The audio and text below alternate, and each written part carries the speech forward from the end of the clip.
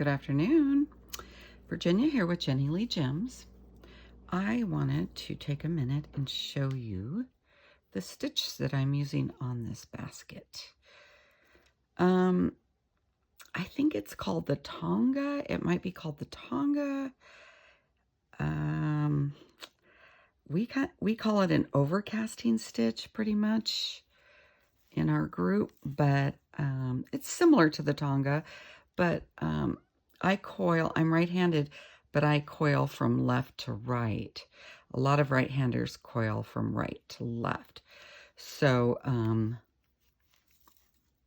it might just look a little different, but I believe it's called the Tonga. So in this basket, I had a lot of really close stitches, and I just continued it that way with the red. However, I wanted to stretch out the gold a little bit more because I don't want it to be too bold, too overtaking. I just wanted, the main reason I'm using this gold is I'm trying to highlight these little black beads and these little lace that I put here in resin. So let me just show you this stitch real quick. It's kind of fun. I'm not exactly, might be the Tonga. It looks kind of like the Tonga because it's got the little knot here, the crossover, but it's just basically like an overlay stitch. So just to kind of bring a little bit more color to the row below. So I start out with going between, in this case, I'm not going through the needles, I'm just going between the needles.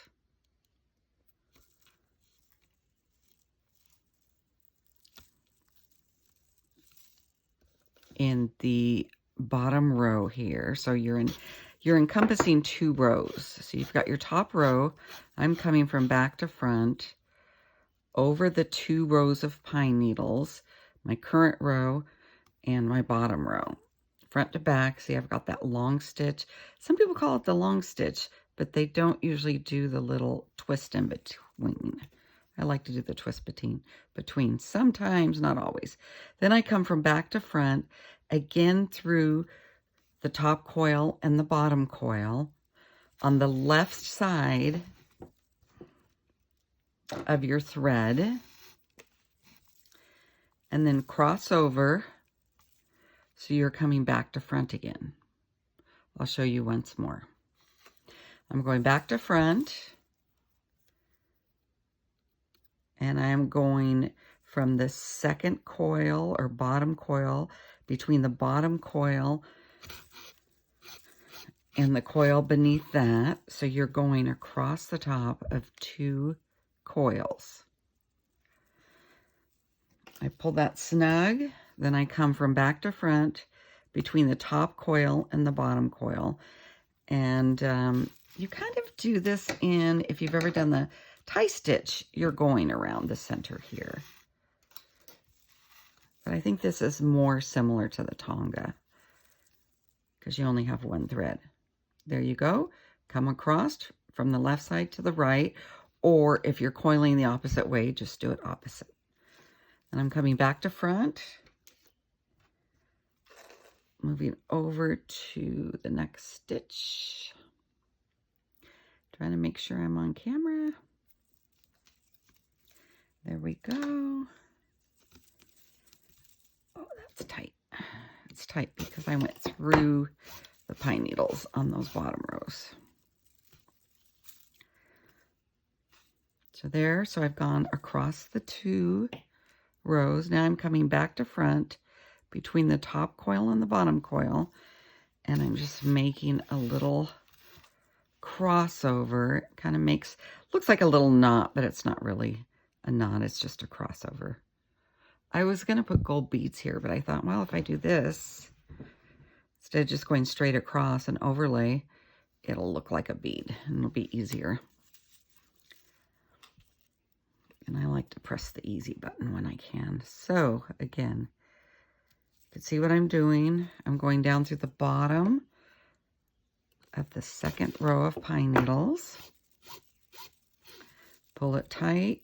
Now I'm starting to go in on this basket a little bit So I'm pushing it forward.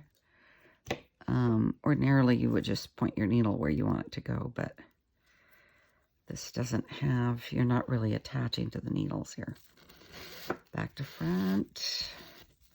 And then on the left side of that long stitch, and then we're going over. Starting over. Sorry, everything's really close here, so I'm hitting my phone. So I'm skipping a stitch here because these were just too close together and I didn't want it to be too gaudy.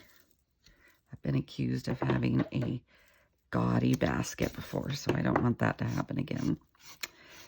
But beauty is in the eye of the beholder, so if they don't like it, they just don't have to look at it, right? So back to front. Pull it forward. I pull it forward so I can get it snug in there. There we go.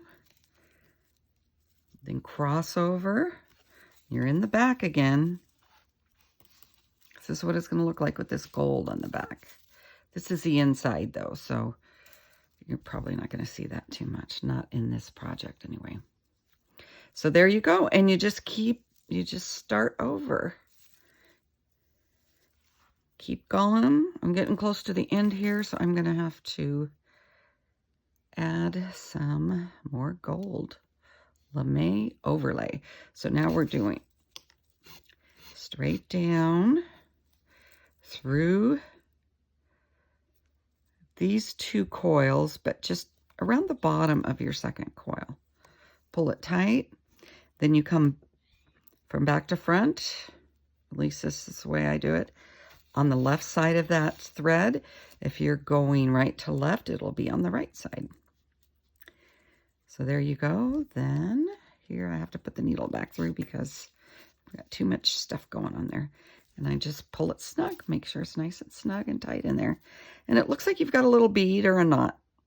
And with the gold, it looks really good. And I didn't have to add a bead.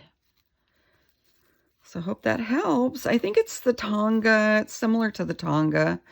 Or we just call it an overlay stitch because you're just overlaying the row below. Thanks for watching.